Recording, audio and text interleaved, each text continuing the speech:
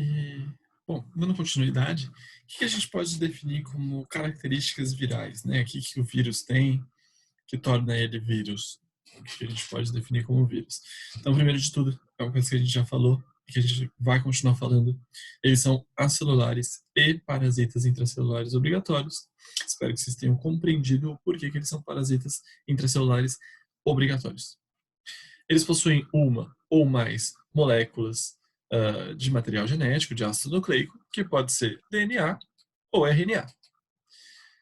Essa é uma grande diferença das células procarióticas e eucarióticas. A gente vai dar um ênfase maior daqui a pouquinho.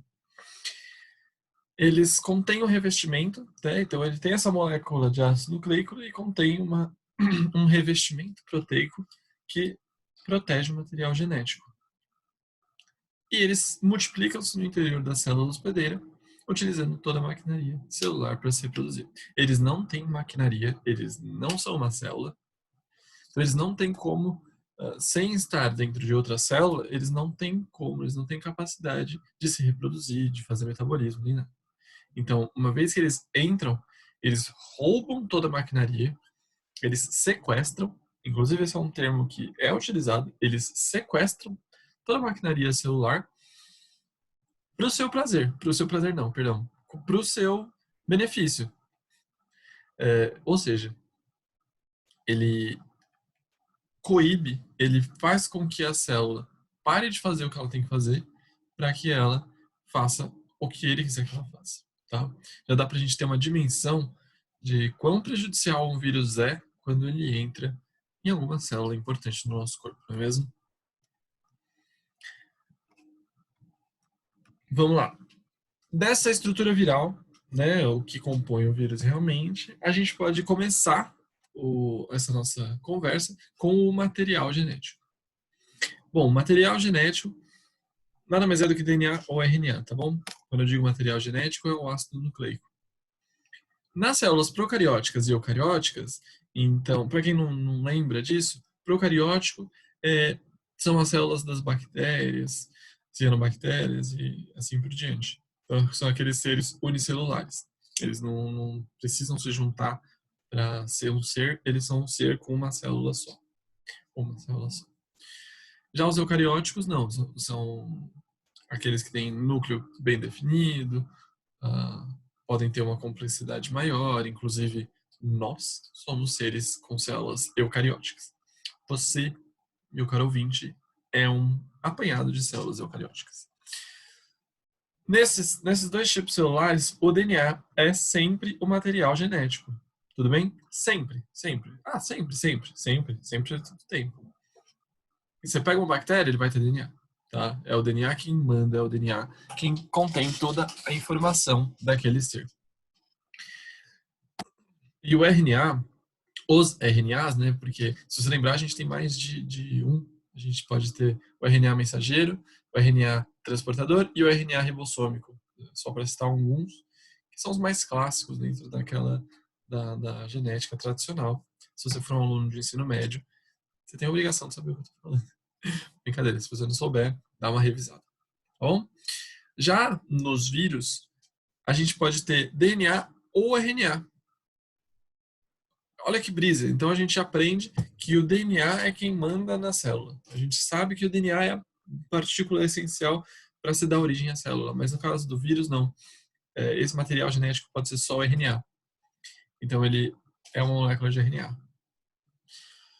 Mas nunca os dois ao mesmo tempo.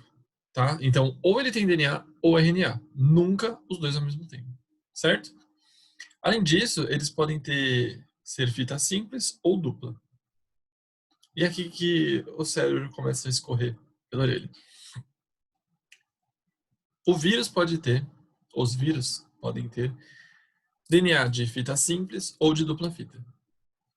Então a gente aprende desde de sempre que o DNA é aquela espécie belíssima que tem duas fitas bem definidas, unidas e que forma essa espiral, né?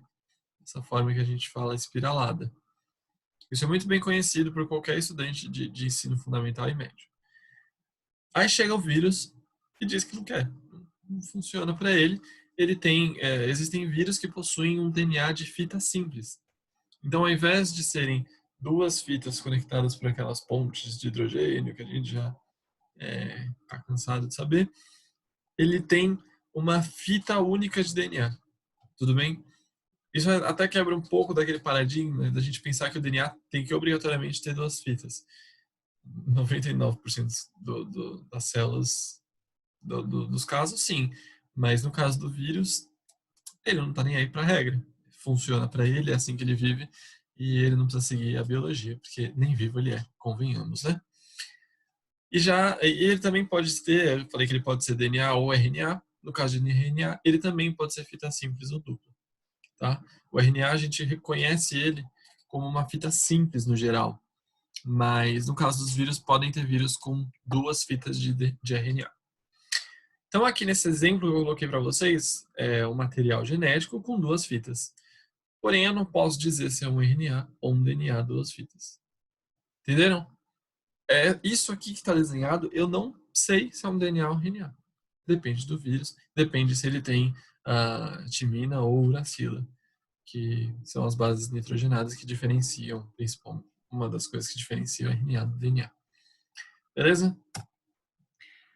O capsídeo é como se fosse o capacete, ó, capacete do DNA genético, do material genético do vírus. Então, o material genético pode ser DNA ou RNA, ele tem que estar protegido de alguma forma, e ele está protegido por esse capsídeo. A gente pode definir ele como um revestimento proteico que protege o material genético. Então, o capsídeo, no geral, ele vai separar o material genético do meio externo. Tudo bem? Ele é uma bolsa. Ele vai armazenar o material genético do viral. E ele é composto por várias dessas bolinhas que a gente chama de capsômeros, certo? Então, cada bolinha dessa é como se fosse um capsômero. Tudo bem? Então, vários capsômeros formam um capsídeo, que é como se fosse a proteção principal dos vírus, tá? Alguns vírus, apenas alguns vírus, possuem envelope viral. O que é o envelope viral? É como se fosse uma membrana plasmática, tá? Só lembrando, membrana plasmática, nossa, né, dos seres humanos, ela é composta de fosfolipídios, que quer dizer que a maior parte da constituição dela são lipídios, é gordura, tá? Nossa célula é feita de gordura. A célula dele também tem lipídios, com certeza.